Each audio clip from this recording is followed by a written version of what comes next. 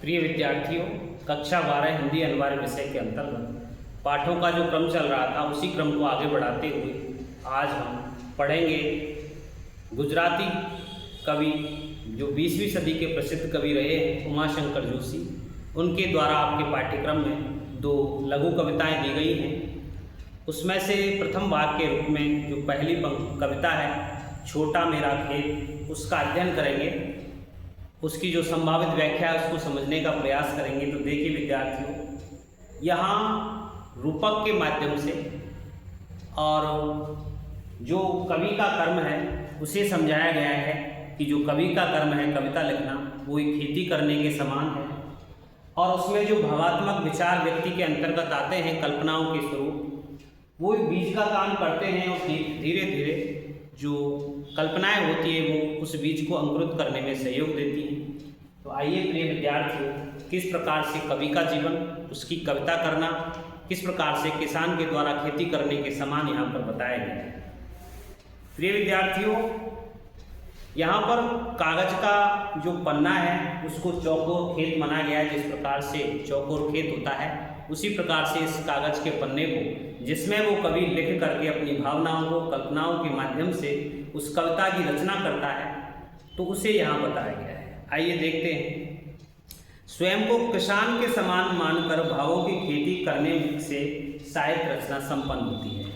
यानी कि जो कवि है वो स्वयं को किसान मानता है, वो किसान मान करके वो जिस प्रकार से किसान अपनी फसल को प्राप्त करने में जिन साधनों के माध्यम से सफलता प्राप्त करता है, उसी प्रकार से एक जो कवि है वो किस प्रकार से अपने भावों को कल्पनाओं के माध्यम से जब वह उकेरता है उस कागज पर, कागज रूपी खेत पर, तो किस प्रकार से जो रचना है वो कविता के रूप में प्रस्तुत होती है। तो आइए विद्यार्थियों शुरू करते हैं। छोटा मेरा खेत चौकोना। यहाँ पर जो कवि है वो स्वयं को किसान मानता है और स्वयं का जो कविता कर्म है उसको किसान के द्वारा की जाने वाली खेती है उसके समान मानता है। मेरा छोटा मेरा खेत चौकोना, यहाँ पर कागज का जो पन्ना है उसको जो कवि है वो कॉपी का एक पन्ना मानता है, और जो चौकोने यानी कि जिसके 4 कोने हो ऐसा उसको मानता है। कागज का एक पन्ना। कोई अंधड़ कहीं से आया, कोई अंधड़ कहीं से आया, क्षण का बीज वहाँ बोया, क्षण का बीज वहाँ बोया गया। यहाँ कोई अंधड़ जिस प्रकार से खेती के संदर्भ में ये बात होती है कि कोई भी बीज कहीं से उड़ कर के और उस आंधी के मौसम में जब कोई बीज कहीं से उत्पन्न होकर के धीरे धीरे उड़ कर के और ऐसी उपजाऊ जमीन में आकर के गिर जाता है, उसी प्रकार से यहाँ जो अंधड़ है वो भावात्मक जो आंधी है भावनाओं की, विचारों की, अर्थात यहाँ पर जो बीज है अंधड़ जो है वो भावनात्मक आवेग को इसका प्रतीक माना गया है कि भावनाएं जब मन में व्यक्ति के में आती हैं, कवि के में आती हैं, तो वो बीज रूप में परिणत हो जाती है उस कविता को लिखने के लिए। कोई अंधड़ कहीं से आया, क्षण का बीज वहाँ बोया गया। अर्थात मन में भाव रूपी जो अंधड़ है वो आया है, यानी कि विचार व्यक्ति के मन में आए हैं, कवि के मन में आए हैं, उसे लिखने के लिए, प्रस्तुत करने के लिए। जिस प्रकार से कोई बीज उस जमीन में, उस खेत में आकर के पड़ जाता है और धीरे धीरे उगने के लिए वो तैयार हो जाता है, तो एक क्षण भर में ये घटना है अंधड़ के साथ वो आया। अर्थात कोई विचार जब कवि के मन में औंधा है तो उसी विचार को विषय वस्तु बना करके कविता लिखने कवि बैठ जाता है। कल्पना के रसायनों को पी, रसायन कहते हैं खाद है, तो कल्पना के रसायनों को पी अर्थात तो उस बीज ने किन किन चीज़ों को पिया है, उन चीज़ों को पी करके वो गल गया है। तो कल्पना के रसायनों को पी, यानी कि जो खेती की जाती है, बीज जब किसान के द्वारा धरती में डाला जाता है तो वहाँ विभिन्न प्रकार के जो रसायन हैं, खाद हैं, चाहे रासायनिक उर्वरक हो चाहे देसी खाद हो, उनको डाला जाता है। तो धीरे धीरे उन खादों के माध्यम से वो जो बीज है वो गलनता को प्राप्त होता है, वो गलने लगता है। बीज गल गया निशेष, निशेष यानी पूर्णतः। अब वो बीज जो है जो कहीं से विचारात्मक ऊर्जा के माध्यम से उड़ कर के आया था अंधड़ के साथ में, तो वो अब आकर के मिल गया है बीज गल गया है, निश्चय पूरी तरह से गल गया है।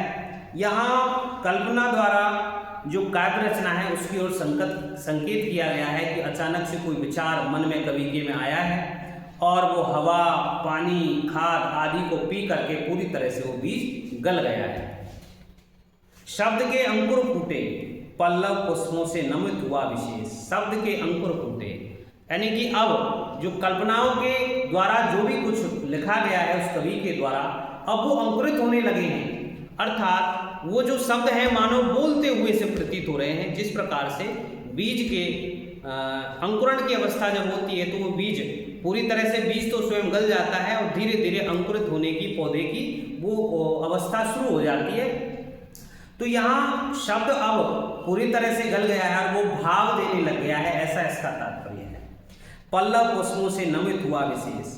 जिस प्रकार से पौधा होता है उसी प्रकार से पौधे की तरह जो भाव अभिव्यक्ति है वो भी झुक जाती है। जब पुष्पित हो जाता है और उसमें जब वजन हो जाता है उस पौधे में और उस अंकुरित पौधे में तो वो थोड़ा सा नमित हो जाता है, झुका हुआ सा रहता है।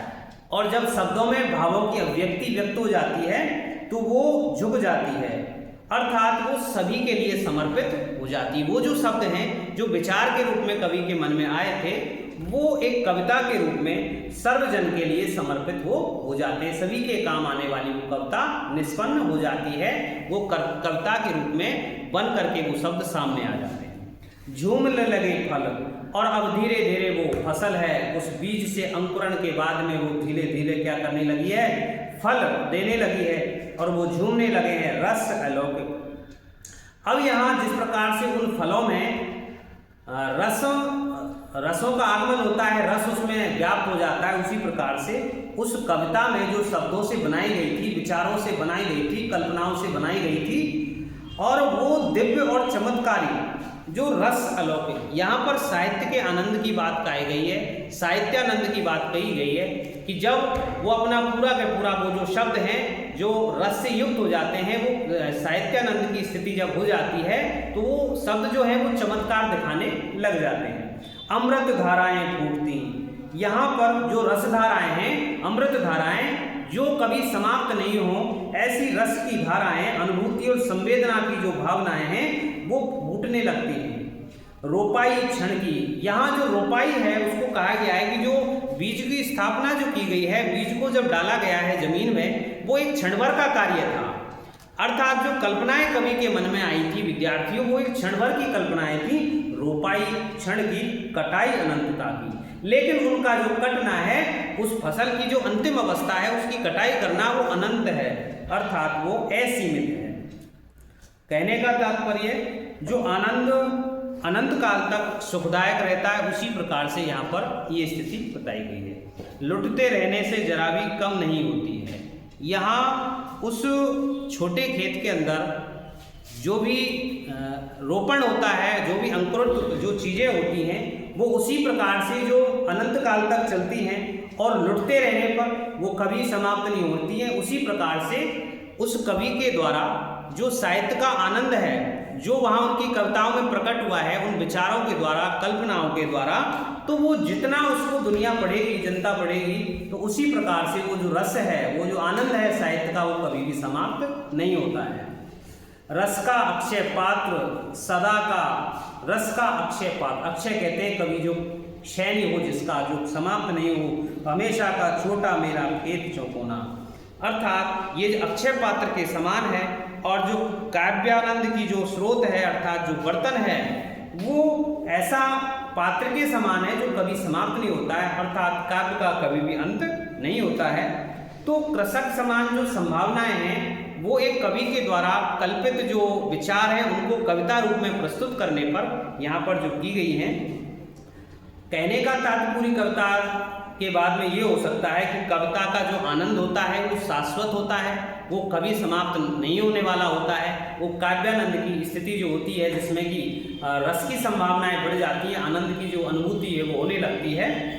प्रिय विद्यार्थियों, यहाँ कागज रूपी खेत को कविता रूपी फल में और पल्लवित होते हुए हमने देखा था। तो प्रिय विद्यार्थियों, ये छोटी लेकिन आनंददायी कविता आपने पढ़ी। प्रिय विद्यार्थियों, कविता कैसी लगी बताएं। अगली कविता है लिखी उमाशंकर जोशी जी की बगलों के पंख अगले उस दौर में, अगले उस टॉपिक के रूप में, अगले वीडियो के रूप में पढ़ेंगे। तब तक के लिए धन्यवाद।